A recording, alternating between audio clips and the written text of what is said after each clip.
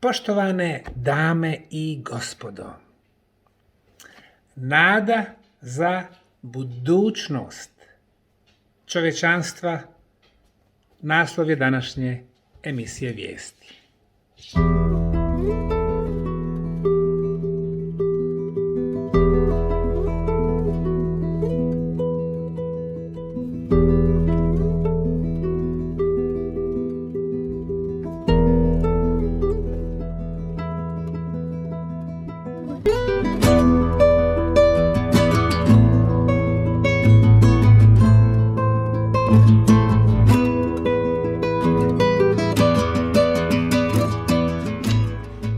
Postoji li miran i legalan način da ljudima vratimo njihov dignitet i dostojanstvo, te uzurpirana ljudska prava i slobode?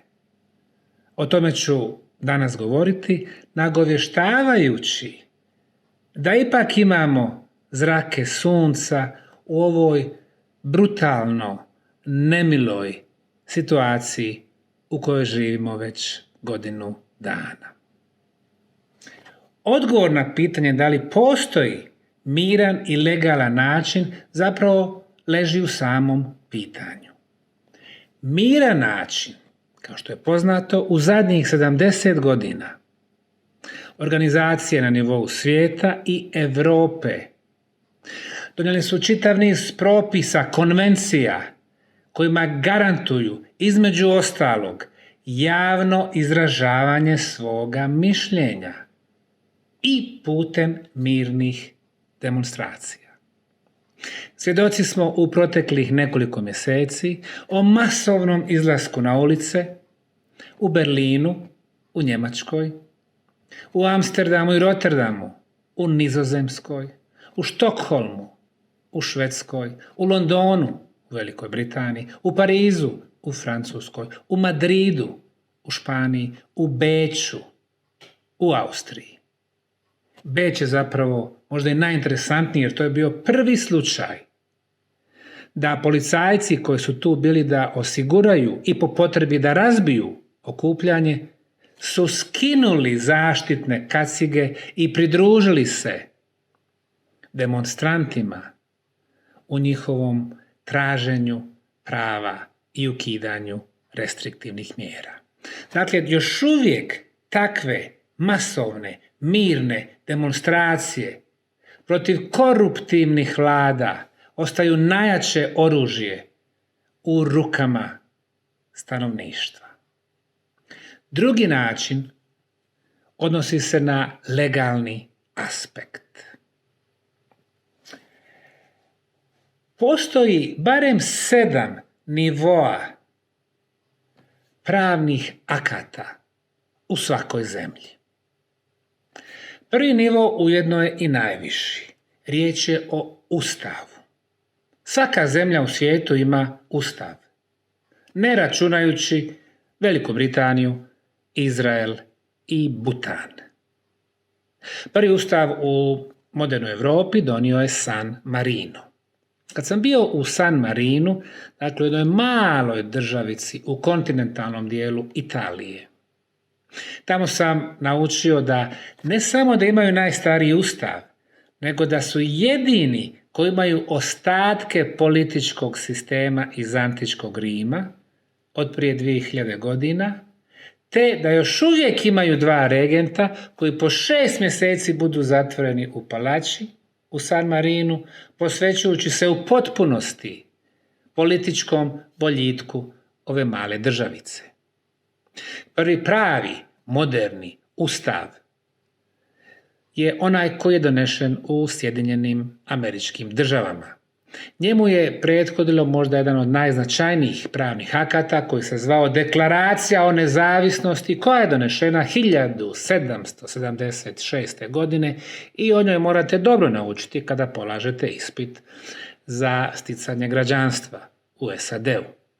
11 godina kasnije, 13 kolonija, donosi i prvi ustav SAD-a. U sljedećem stoljeću imamo ustave Jedan od njih je Poljsko-Latvijska zajednica, koja se kasnije raspala, zatim ustav nakon Francuske revolucije u 19. stoljeću, a kasnije sve zemlje Europe i svijeta zapravo donose ustav kao najviši pravni akt koji prije svega ili u preambuli, ili u uvodu, ili u prvim poglavljima govori o zaštiti osnovnih ljudskih prava i sloboda.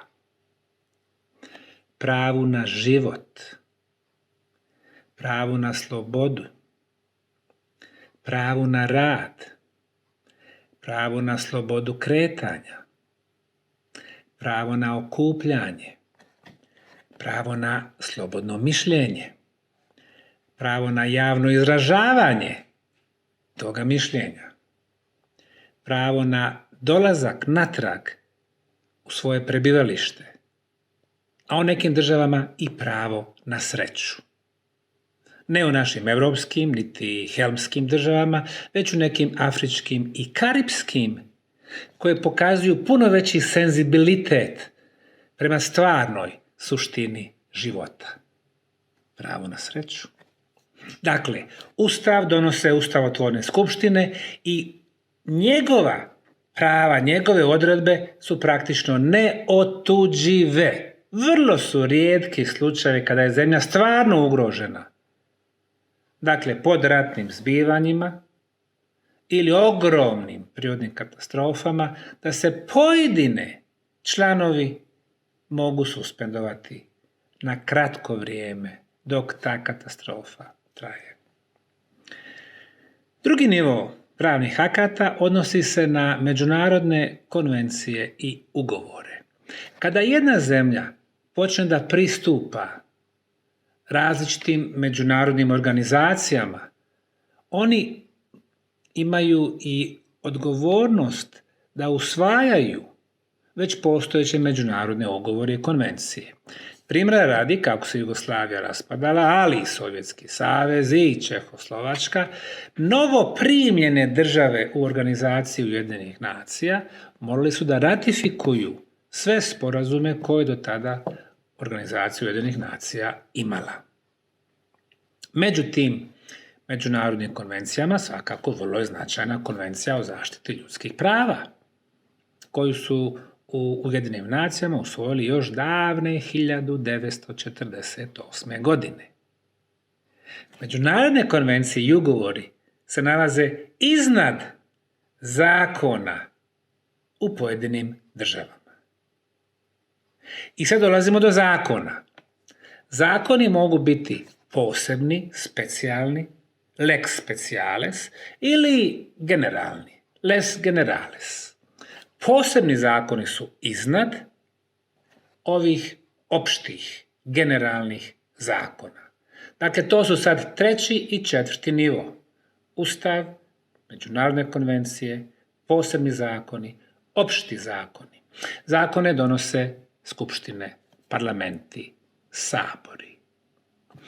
U komplikovanim zemljama, kao što su ove naše postale, kao što recimo Hrvatska, imate Hrvatski sabor, ali imate županijske sabore. Što je manja zemlja, više je komplikovanija i više birokratije. Bosna i Hercegovina, imate nivo države, parlament Bosne i Hercegovine, imate nivo entiteta, parlamenti entiteta, ali imate i parlamente, odnosno skupštine kantona, odnosno županija. Interesantno je da u BiH na sva tri nivoa imate i ustave koje donose država ili mogu da donose država, zatim entiteti imaju svoje ustave, svaki kanton ima svoje ustave. Dakle, svi oni imaju mogućnost da donose zakone. Naravno, što je niži nivo vlasti, on se uvijek određuje prema onom višem nivou i gornjim zakonima. Ispod toga imamo izvršne organe kao što su vlade. Vlade ne mogu da donose zakone. One mogu da predlažu zakone i to je jedan od osnovnih zadataka. One mogu da predlažu amandmane na zakone, ali ne mogu da usvajaju zakone. One mogu da donose uredbe. A onda pojedini organi te vlade, ministarstva recimo, mogu da donose mjere. I kako se spuštamo niže, dolazimo do nivoa opština, odnosno općina i gradova. Kao što znate, treba vam građevinska dozvola, urbanistička saglasnost, danas ih zovu lokacijske informacije. Vi idete u svoju opštinu, odnosno općinu i dobivate te saglasnosti, dobivate rješenja. Kao što vidimo, postoji hijerarhija u donošenju ovih pravnih propisa. Danas ću govoriti o 4 primjera po hijerarhiji koji će nam dati nade, nama, običnim građanima, nama, građanima kao članovima udruženja, kao članovima nevladinih organizacija, pa i vladinih organizacija, da tražimo zaštitu svojih prava. Primjer prvi. Nirnberški kodeks. Nirnberško suđenje najznačajnijim liječnicima Trećeg rajha, dakle riječ je o 1945. godini, kraju 1945. godine, u predmetu Brandt i ostali za ratne zločine i zločine protiv čovječnosti počinjene podvrgavanjem zatočenika logora smrti medicinskim eksperimentima i provođenjem programa eutanazije ljudi nevrijednih življenja, kako su ih oni nazivali. Ko je po nacistima bio čovjek nevrijedan življenja? Naravno, oni su sebe smatrali da su arijevska rasa, a ispod nje, kao nevrijedni življenja, Jevreji, Romi, pa i Slaveni. Neke su ostavljali kao uslužne individue. Ostavilo je neizbrisiv trag u razvoju međunarodnog kaznenog prava, ali i medicinskog prava, bioetike i ljudskih prava. U Nirnbergu su udareni temelji za pravnu kvalifikaciju nedopuštenih medicinskih eksperimenata kao zločina protiv čovječnosti.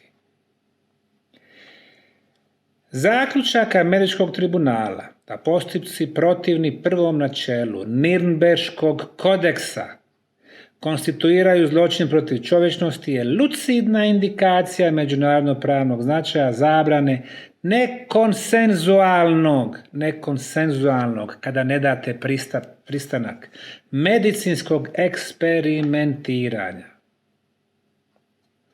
Kao što su suci Vrhovnog suda prepoznali medicinsko suđenje u Nirnbergu, duboko se usjeklo u svijest čovječanstva da je eksperimentiranje na subjektima bez njihova znanja moralno i pravno neprihvatljivo. Nirnberško suđenje vodećim nacističkim zločincima u predmetu Göring i ostali iznjedrilo je neka od temeljnih načela međunarodnog prava. Svaka osoba koja počini djelo koje predstavlja kazneno djelo po međunarodnom pravu je odgovorna te podliježe kazni. Činjenica da domaće pravo ne predviđa kaznu za čin koji predstavlja kazneno djelo po međunarodnom pravu ne oslobađa tu osobu odgovornosti po međunarodnom pravu. Svi oni koji danas krše međunarodno pravo, bez obzira što nisu predviđene kazne u domaćim pravima, mogu i trebaju odgovarati u nekoj budućnosti na međunarodnim tribunalima ili nacionalnim sudovima. Ako je osoba djelovala u skladu s naredbama vlade ili nadređenog, ne oslobađa je odgovornosti po međunarodnom pravu, pod uvjetom da je moralni izbor bio moguć, a taj izbor je uvijek moguć. Poučeni historijskim iskustvom, potrebno je ponovno ukazati kako plemenita želja za suzbijanjem teških bolesti ne smije biti ostvarena kršenjem temeljnih prava subjekata istraživanja, bez obzira koristili njima samima samo istraživanje ili ne. Odnosno, bez obzira radili se o terapeutskom istraživanju, kao što je slučaj s ispitivanjem vakcine protiv ebole ili neterapeutskom. Kako je epidemija teških bolesti, kako je utvrdilo Vijeće sigurnosti UN-a, može predstavljati prijetnju miru i sigurnosti čovječanstva, nužno je osigurati da se nastojanja suzbijanja tih bolesti kroz eksperimentisanje nad ljudima ne prometnu u drugu prijetnju miru i sigurnosti čovječanstva, zločin protiv čovječnosti. Vidjet ćemo kako će za 10 godina biti opisano stanje koje se dešava 2020., 2021. i 2022. Negacija temeljnih prava kroz kriminalno eksperimentisanje više ne bi bila vršena u ime zločinačke ideologije kao nacističkoj Njemačkoj, nego u ime očuvanja mira i sigurnosti čovječanstva. Nacistički užasi nisu bili dovoljna opomena koja bi spriječila nekonsenzualno, dakle bez pristanka, podvrgavanje ljudi eksperimentima. Prethodni predmet zorno ukazuje na novog aktera koji stupa na scenu u decenijama nakon II. Svjetskog rata, farmaceutske multinacionalne kompanije. Nedopušteni eksperimenti više se u pravilu ne vrše od strane država, već farmaceutskih kuća. Ipak, kao što predmet Pfizer ukazuje, i ovdje je nedopušteno eksperimentisanje gotovo nemoguće bez potpore od strane predstavnika države. Upravo će povezanost farmaceutskih društva s organima vlasti biti odlučujuća za kvalifikaciju eksperimentisanja kao zločina protiv čovječnosti. U predmetu Pfizer jasno je izraženo stajalište kako eksperimentisanje bez pristanja subjekta protivno međunarodnom običnom pravu, zabrana eksperimentisanja prihvaćena je gotovo beziznimno od strane država širom svijeta. U nastavku iznosimo činjenično stanje predmeta kako je izneseno u presudi žalbenog suda. Godine 1996. Dakle ne prije 100 godina. Pfizer je proveo istraživanje lijekova u Kano regiji u Nigeriji za vrijeme epidemije bakterijskog meningitisa gdje je testirao eksperimentalni lijek antibiotik Trovan na 200 djece.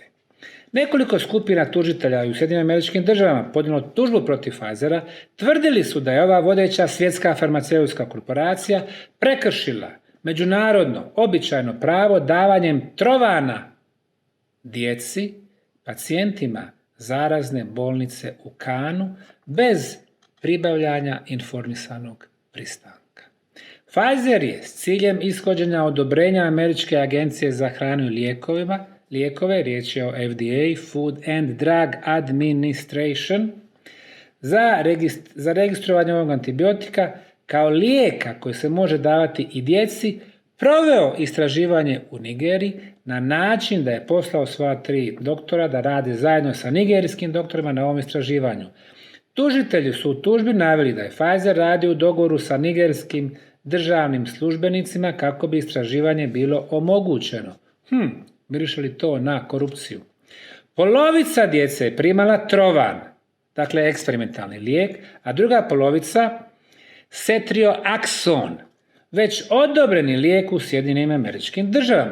Tužitelji su tvrdili da su već preliminarna testiranja na životinjama, to je ona faza koju je Pfizer preskočio u svojoj, kako je oni zovu, vakcini protiv COVID-19. Da su već preliminarna testiranja na životinjama pokazala kako Trovan ima ozbiljne, po život opasne nuspojave i da nije nikad prije bio testiran u ovoj formi na djeci. Nadalje, prema tvrdnjama tužitelja, Pfizer je namjerno dao djeci koja su bila u kontrolnoj skupini niske doze Ceftriaxona kako bi rezultati po učinkovitosti bili što povoljniji za Trovan. Dakle, pored 2 lijeka, 2 antibiotika, ovaj drugi koji je već odobren od ranije, daju puno manje količine od propisanih standarda, da bi navodno ovaj prvi se pokazao kao efikasniji. Nakon otprilike 2 sedmice provođenja istraživanja, Pfizer je završio istraživanje te napustio zaraznu bolnicu u Kanu bez ikakve daljne procedure nadzora. Šta to znači? Za 2 sedmice su pogledali rezultate objavili istraživanje ne prateći hronične bolesti koje će se kasnije javiti i izrazito negativne nuspojave. I šta se desilo? Prema riječima tužitelja, istraživanje je dovelo do smrti 11 djece. I to 5 djece koja su primala trovan i 6 djece koja su primala smanjenu dozu ceftriaksona. Eto, i jedan i drugi antibiotik se pokazao poguban po djecu, dok su mnoga druga ostala slijepa, gluha, paralizovana ili sa posljedicom oštećenja mozga. Stravično. Dodatno, prema riječima tužitelja, Pfizer je u dogovoru s nigerijskom vladom propustio ne samo pribaviti informisani pristanak bilo djece, bilo njihovih zastupnika, roditelja, nego je osim toga propustio obavijestiti ih da se ne radi o standardnom liječenju, već o davanju eksperimentalnog lijeka. Ujedno, moguće posljedice uzimanja tog lijeka, kao i uzimanja niže doze ceftriaksona, nisu bile predočene niti djeci, niti njihovim zastupnicima, niti im je ponuđen alternativni tretman bakterijskog meningitisa. Isti je bio dostupan čak i na istom mjestu, u istoj bolnici, jer su ljekari bez granica pružali siguran, konvencionalan i efikasan način liječenja bakterijskog meningitisa i na ovaj način shvatamo zbog čega je ovdje riječ o zločinu protiv čovječnosti, o zločinu protiv onih najranjivijih i nezaštićenih djece, koje su svjesno žrtvovali korumpirani članovi nigerijske vlade koji su odobravali ove eksperimente nad svojim najmlađim građanima. Tužitelji su tvrdili da je Pfizer, postupajući kako je gore opisano, namjerno kršio protokol istraživanja kako bi ubrzao odobrenje trovana od strane FDA-a. Pfizer je s druge strane, kako je to vidljivo iz predmeta, tvrdio da je dobio odobrenje od strane nigerijske vlade te od strane etičkog odbora zarazne bolnice u Kanu. Moraju se formirati etički odbor i morali smo ga mi formirati na Bosanskim piramidama kada smo radili naš medicinski projekt utjecaja boravka u tunelima Ravne na 20 ispitanika, etički odbor. Dakle, Pfizer tvrdi da je dobio dozvolu etičkog odbora. No, odobrenje je antedatirano jer u vrijeme kad su se vršila istraživanja zarazna bolnica nije ni imala uspostavljen etički odbor. Pa zar toliko neistina može doći od tako ugledne svjetske farmaceutske korporacije koje na prvom mjestu ne smije biti novac, već zdravlje ljudi? Upitnik. Nadalje i uskličnik. 1998. godine FDA je odobrila trovan samo za liječenje punoljetnih pacijenata, no nakon izvještaja o zatajenjima jetre kao nuspojavi kod nekih od pacijenata koji su primili trovan, dozvoljena upotreba lijeka ograničena je samo na hitne slučajeve. Europska unija je 1999. godine zabranila korištenje trovana kao lijeka, jer očigledno da trovan truje. Trovan je otrovao mnoge. Godine 2009. žalbeni je sud ukinuo prvostupanjske presude, oglasio se nadležnim za postupanje u predmetu, utvrdivši da je istraživanje nad ljudima bez pristanka zabranjeno međunarodnim pravom, te vratio predmet na ponovno odlučivanje prvostepenom sudu. Protiv ove odluke Pfizer podnosi žalbu Vrhovnom sudu Sjedinjenih Američkih Država, koju Vrhovni sud odbija. Konačno 23.2.2011. stranke su objavile da su postigle nagodbu o ovoj parnici u maju 2007. pokrajina Kano pokrenula je kazneni postupak te tužbu za naknadu štete protiv Pfizera, tražeći isplatu preko 2 milijarde dolara. Dogovori oko nadgube trajale su od 2007. godine, za to je vrijeme i sudski postupak mirovao.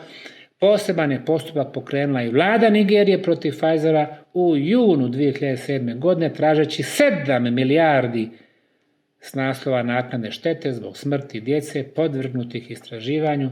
Pfizer se uspio nagoditi i s vladom Nigerije i s pokrajinom Kano. Pfizer i Kano su dakle postigli nagodbu. Ali djecu i onu koji su imali strašne posljedice više niko vratiti ne može. To je bio prvi akt koji je jako bitan. Nirnberški kodeks. Drugi akt. Savjet Europe u svoju rezoluciju o vakcinama ne smije biti diskriminacije. 29. januar 2021. godina. Parlamentarna skupština Savjeta Europe. Dobro, ko je taj Savjet Europe? Savjet Europe je međunarodna organizacija u kojoj se nalazi 47 država Europe.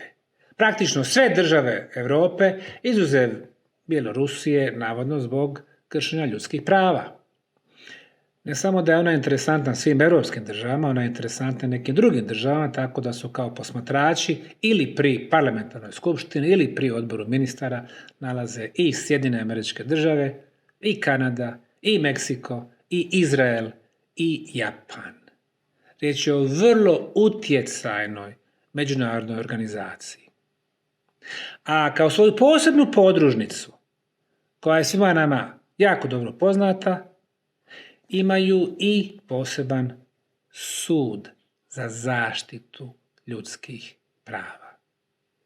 Zapravo, parlamentarna skupština, odnosno Savjet Europe, je i osnovan da bi štitio ljudska prava i slobode širom Europe. Onda kada je osnovan, to je bilo prije svojih 70 godina. Osnivači su 10 zemalja. Velika Britanija, Belgija, Nizozemska, Luksemburg, Švedska, Norveška, Island, Italija i tako dalje. Onda nakon 5-6 godina, tamo sredinom 50-ih, pridružila im se napokon i Njemačka i Austrija i neke druge zemlje, da bi do prije 50 godina sve zapadnoevropske zemlje ušle u ovu asocijaciju, dogovorile se koji standardi se moraju ispoštovati da bi u nju ušle i srednjo i istočno evropske zemlje nakon rušenja Berlinskog zida, sloma socijalizma, odnosno komunizma. U Vijeće Europe ušle su i sve ostale nekadašnje socijalističke zemlje sa istoka Europe i srednje Europe i sa jugoistoka Europe. Interesantno da su upravo naše države bile među posljednjima koji su ušli u Vijeće Europe. Hrvatska 96. Bosna i Hercegovina 2003. a Crna Gora i Srbija godinu 2 dana nakon toga. Dakle, sve zemlje su u Vijeću Europe, parlamentarna skupština je vrlo važna jer donosi važne odluke koje se onda primjenjuju na sve ove zemlje. A, znate, kada se rijetko desi da naš pravosudni sistem uhvati nekog političara na djelu i kad ga se vlada i oni koji su na vrhu odluči da žrtvuju, onda taj političar kaže ja ću ići u zaštitu svojih prava u Strasbourg. Upravo on govori o ovom sudu za zaštitu ljudskih prava koji zbilja ima sjedište u Strasbourgu na granici Francuske i Njemačke. Dakle, ta parlamentarna skupština Savjeta Europe usvojila rezoluciju o vakcinama protiv bolesti COVID-19 u kojoj se ističe da vakcine moraju biti javno dobro, odlično, na globalnom nivou i da imunizacija mora biti dostupna svima i svuda. Jako dobro, stvar izbora. U dokumentu se posebno naglašava da je u svim državama važno informisati građane da vakcina nije obavezna i da ni na koga ne smije biti vršen politički ili društveni pritisak da se vakcinišu ukoliko to sami ne žele. Dakle, imamo parlamentarnu skupštinu Vijeća Europe koja kaže vakcina nije obavezna, ne smije se vršiti nikakav pritisak. Vidimo kakav se pritisak vrši. Ljudi imaju slobodu izbora. Dodaje se i da treba obezbijediti da niko ne bude diskriminisan ukoliko nije primio vakcinu. Bilo da iz zdravstvenih razloga nije smio da je primi ili nije želio. Vi danas, u februaru 2021. ne možete otići kod frizera u Austriji ako nemate PCR test. Island je izdao svoje COVID pasoše, a Izrael ih priprema. I samo oni će moći putovati. Primjera za diskriminaciju koji se već sada javljaju, a koji će zauzeti svoje mjesto građanstva, bit će toliko mnogo da će biti očigledno da diskriminacija na kojoj toliko insistira pravna ostavština Europe, najrazvijenijeg dijela svijeta i najrazvijenijih demokratskih prava i sloboda, će biti najgrublje kršena. Ali, barem imamo dokument i oni koji žele moći će da idu do tog suda u Strasburu da zaštiti njihova ljudska prava. Primjer treći. Europska konvencija o ljudskim pravima i osnovnim slobodama. Vlade potpisnice ove konvencije kao članice Savjeta Europe, imajući u vidu univerzalnu deklaraciju o ljudskim pravima koju je i Generalna skupština Ujedinjenih nacija proglasila 10. decembra 1948. Dakle, vidimo da na dva nivoa, na globalnom, svjetskom nivou, imate više od 200 članica Ujedinjenih nacija, države, teritorije, tako dalje, imaju usvojenu univerzalnu deklaraciju o ljudskim pravima. A na nivo niže, na nivo Europe, imamo usvojenu Europsku konvenciju o ljudskim pravima i osnovnim slobodama. U članu 2 se kaže: pravo na život svake osobe zaštićeno je zakonom. Niko ne može biti namjerno lišen života. Novinska vijest koju je prenijela Hrvatska državna televizija HRT. Nakon informacije od 33 smrtna slučaja nakon cijepljenja, Norveška je ovih dana ponovo upozorila da je potrebna liječnička procjena prije cijepljenja osoba starije dobi i onih sa zdravstvenim tegobama, kao što je i u drugim zemljama. Citiram: nije nemoguće da je dio onih kojima se predlaže cijepljenje tako osjetljiv da nema smisla cijepiti ih, jer se njihovo stanje može pogoršati zbog uobičajenih nuspojava, istaknula je Stoltenberg u ponedjeljak. Norveška agencija za lijekove potaknula je zabrinutost krajem prošlog tjedna rekavši da su uobičajene nuspojave cjepiva sa glasničkim RNK-om ili vakcine sa mRNK, kao što su vrućica i mučnina, možda pridonijele smrtnom ishodu kod nekih osjetljivih pacijenata u toj zemlji. Ovdje prije svega imamo diskriminaciju. Znate, kada sam ja u Americi vršio intervjue sa kandidatima koji se prijavljivali u moju firmu, a u jednom sam momentu imao 120 zaposlenih prije 10-15 godina. Pitanja koja nisam mogao postavljati bile su: kada ste rođeni ili koliko ste stari, kakvo je bračno stanje i tako dalje. Dakle, nema diskriminacije prema dobu, a ovdje se vrši.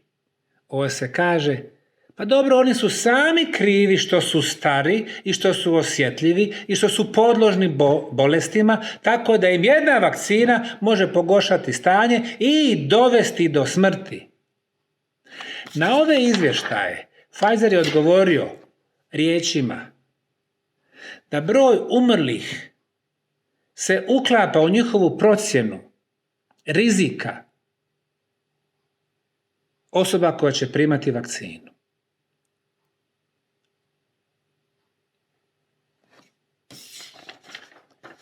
Pravo na život, osnovno ljudsko pravo. I četvrti pravni akt koji nam je interesantan, mogu doduše pomenuti još 2 člana iz Europske konvencije. Član 10. Svako ima pravo na slobodu izražavanja. Ovo pravo uključuje slobodu posjedovanja sopstvenog mišljenja, primanja i saopštavanja informacija i ideja bez miješanja javne vlasti, bez obzira na granice. Posjedovanje sopstvenog mišljenja. Ja znam da je to postalo strano, nažalost, većini intelektualaca sa ovih naših prostora, ali i širom svijeta, jer im je lakše da saviju kičmu i drže je savijenu, misleći da će je ispraviti nakon 3 mjeseca ili nakon 6 puhalovskih mjeseci ili nakon 12, međutim, nekako su prisiljeni da i dalje drže kičmu savijenu, ne govore.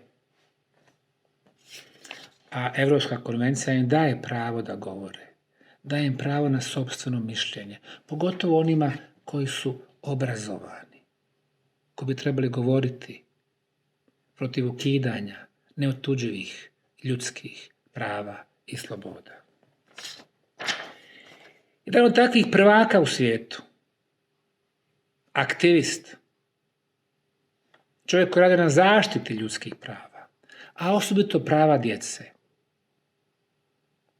Nečak najpopularnijeg američkog predsjednika koji je stradao u atentatu 63.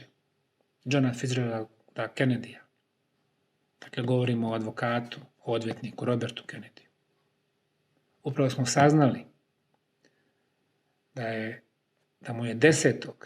februara ukinut Instagram račun, neće se moći više oglašavati, jer je navodno protivnik vakcinisanja, odnosno cijepljenja. Mada on sam kaže, on je u životu primao vakcine. On je vakcinisao svoju djecu, ali ih ne želi vakcinisati ovim eksperimentalnim cjepivima ili vakcinama, koje ne smatra vakcinama, već genetskim uređajima. Iznosi svoje mišljenje i bez obzira na konvencije i deklaracije, velike informatičke korporacije koje su postale vrijedne stotinama i stotinama milijardi dolara odlučuju kako zaštititi mentalno zdravlje stanovništva. U tome im pomažu Goebbelsova ministarstva informacija, neću pominjati fact-checking organizacije, da se identifikuju takvi ljudi. Živimo u delikatnim vremenima. Ali izbor načina na kojeg živimo će definisati koliko ćemo biti zadovoljni svojim životom. Član 11. Konvencije o ljudskim pravima. Svako ima pravo na slobodu mirnog okupljanja i slobodu udruživanja s drugima. I 4. interesantan pravni akt, meni omiljeni. Ustavni sud Bosne i Hercegovine. Neustavne su mjere zabrane kretanja i obaveznog nošenja maski. 22. decembar 2020. godina. Ustavni sud Bosne i Hercegovine je održao redovnu sjednicu Velikog vijeća Ustavnog suda Bosne i Hercegovine na kojoj je donesena odluka da mjera ograničenja kretanja i nošenja maski tokom pandemije novog koronavirusa predstavlja kršenje osnovnih ljudskih prava. Dakle, imate niže organe unutar kojih imate organizovane male grupe, nazovimo ove organe vladama, ove male grupe nazovimo ministarstvima, u kojima se nalaze još manje grupice, nazovimo ih kriznim štabovima, koji donose mjere. Dakle, imate mjeru, pa imate uredbu, pa imate opšti zakon, pa imate specijalni zakon, pa međunarodne konvencije, pa ustav. I sad oni ovim mjerama preskaču sve ove prepreke za njih, oduzimaju nam neotuđiva ljudska prava. Sad se javio Ustavni sud, čija je zadaća da štiti Ustav i kaže: Ustavni sud Bosne i Hercegovine je donio odluku da mjera ograničenja kretanja, policijskih satova i nošenja maski tokom pandemije novog koronavirusa predstavlja kršenje osnovnih ljudskih prava. Ustavni sud zaključio je da miješanje u osnovna ljudska prava i slobode garantirane Ustavom Bosne i Hercegovine i Europskom konvencijom za zaštitu ljudskih prava i osnovnih sloboda, u konkretnom slučaju prava na privatni život i na slobodu kretanja, koje je izvršeno naredbama uskih segmenata izvršne vlasti, koje je izvršeno naredbama uskih segmenata izvršne vlasti. Divan opis. O obaveznom nošenju zaštitnih maski i o ograničenju kretanja, u konkretnom slučaju kriznih štabova Ministarstava zdravstva, kada je izostalo aktivno učešće u donošenju i preispitivanju navedenih mjera od strane najviših organa zakonodavne i izvršne vlasti, predstavlja kršenje navedenih ljudskih prava i sloboda. Dali su im rok da donesu ove svoje uredbe, mjere, naredbe u sklad sa Ustavom. Oni nisu ispoštovali rok i sad šta su radili? Iz kriznog štaba prebacuju na vladu da ona staje iza ovakvih odluka svojim uredbama. Ali to još uvijek nije zakon. Dakle, mi moramo imati parlamentarnu raspravu koja će okupiti sve zainteresovane strane u društvu. Ne samo parlament, koji je pod punom kontrolom političkih moćnika, već nevladin sektor, ugledne javne intelektualce, specijalizovane organizacije, ne samo infektologe ili virologe ili pulmologe ili mikrobiologe, već i psihijatre i psihologe, a posebno stručnjake za politekonomiju, makropolitiku, poslovnu politiku, stručnjake za sve oblasti društva koje se osjećaju ugroženom kada naredbe ovih uskih segmenata vlasti potpuno poremete funkcionisanje svih dijelova društva. Nije koronavirus zaslužan za strahoviti pad bruto društvenog proizvoda Bosne i Hercegovine, Hrvatske, Srbije, Makedonije, Moldavije, Rumunije, Velike Britanije, Njemačke i svih drugih zemalja, već mjere i naredbe koje ovi uski segmenti vlasti donose.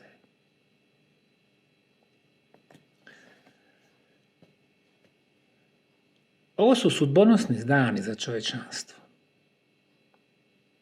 Danas sam govorio o mirnim i legalnim aspektima kako povratiti svoja Ustavom zaštićena prava. Izbor je u našim rukama. Budemo li čekali one koji ostvaruju potpunu kontrolu i manipulaciju već hiljadama godina, pa i danas, u 21. vijeku, ne piše nam se dobro. Ali zakonski akti postoje, mogućnost da na legalan način dođemo ponovo do normalnog načina života postoji. Hvala velika i sve dobro.